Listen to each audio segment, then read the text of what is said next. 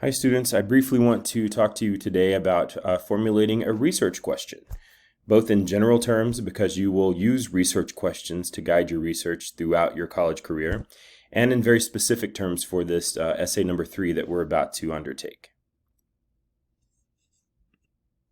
So think of a research question as something clear and specific, like a lighthouse or the North Star, some sort of guiding light for you, whatever metaphor you want to ascribe to it. But this light pinpoints exactly what you want to find out, this question. It gives you purpose and focus and guides you as you conduct your research. I suggest once you've settled on a good research question, and we'll look at what makes for a good research question in this lesson, once you've settled on that and I've approved it and all that good stuff, I would suggest typing it out or writing it out and then keeping that somewhere visible while you conduct your research. That way you don't veer off topic. You don't fall down so many rabbit holes that you forget what you're looking for. So this is crucial to addressing a successful essay. You need to start with a clear, specific research question. And here's how you do that in 5 steps. Step 1 is to choose a topic. In this case, you have to write about an historically marginalized or oppressed group in the United States. So that would include women, racial or cultural minorities, religious minorities, LGBTQ persons, people with intellectual or physical disabilities, senior citizens, veterans, people with mental illnesses. The list goes on and on. Homeless people, felons, persons living in poverty or low-wage workers. All of these groups at some time or another, or presently, one could argue, has faced marginalization, meaning they have been pushed to the side or oppressed in some form or fashion. Now, these are very general and broad topics, and that's where you start. That's okay. I mean, it's just pick a group, any of these groups that have historically not held much power in the United States. That may no longer be the case. Either that or they've faced some sort of obstacles that people outside of these groups have not. So that's all this is. I don't want you to think of this as a political assignment. We're looking at other human beings and what they've faced and doing research to problem solve here. So you pick whichever general topic you would like to write about, and then we will get more specific and narrow it from there. So for an example here, I'm going to choose homeless persons to look at for your sample research question. So that's step 1. I've chosen a general topic, homeless persons. Step 2, do some preliminary reading about this topic. And here's what I mean by that. So I use Google News a lot just to see what's happening in the world. Now, Google News will lead you to heavily biased news sources, and that's okay. I would rather you, if you've taken my 1301 class, stick with neutral websites that are fact-based, like Reuters or Associated Press, as opposed to things like MSNBC or Fox News. Those heavily biased news sources. So if you don't have that background or you're not sure what constitutes a biased news source, that doesn't matter for now. We're just doing some legwork. On Google, I want you to type news when you get there. Just type in the word news and then go to Google News by clicking the Google News link. So you're going to type in news on Google and then go to Google News after you've searched that term. Once you're on Google News, type in your search topic in the search box. So whatever that is, for me it would be homeless persons. Now, I want you to read several articles just to get some grounding in current issues around this topic. Now, if you're going with something as general and as broad as women, you're going to need to narrow that down just a little bit. Women and wages, or women and voting rights, or whatever it is about women that you want to search. That's the only topic in that list that I think is a little too broad to just search for in Google News. Read several articles and try to avoid articles with emotionally charged or heavily opinionated language. Those are the super biased sources that exist. Doesn't mean they're fake news necessarily. It just means that they have an agenda. And that agenda is often confirmation bias, which is they give and spin news in a way that their audience wants to read and see.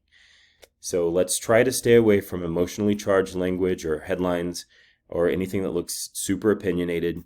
Rely on straightforward news articles for your preliminary reading. And I would suggest reading maybe 3 or 4 articles just to see what's going on in current events around this topic. So I searched for homeless, as you can see right here in Google News. I'm on Google News, so I searched homeless, and these are the relevant articles that pulled up.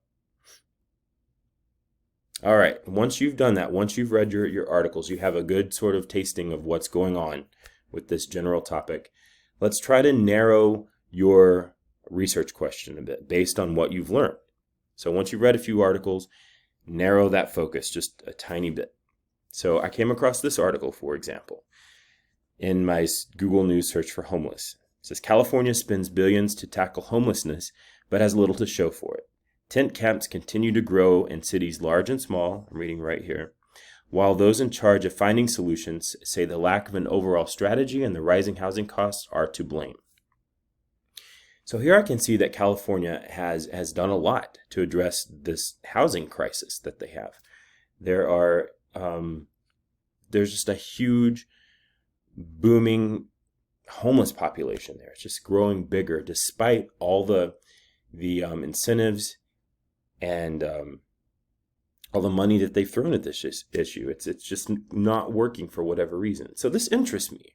I would like to know why California, who has clearly has the structural framework and the monetary resources to at least address this problem, why they've been so unsuccessful in doing that. So after searching for homeless, I found this article, and now I have a little bit more specific understanding of what it is I want to look at in my research question. So you need to do that with your topic. So search for it in Google News, read what's going on, and from that topic, formulate a more specific topic. We're not at the research question yet, but we know the direction we're headed.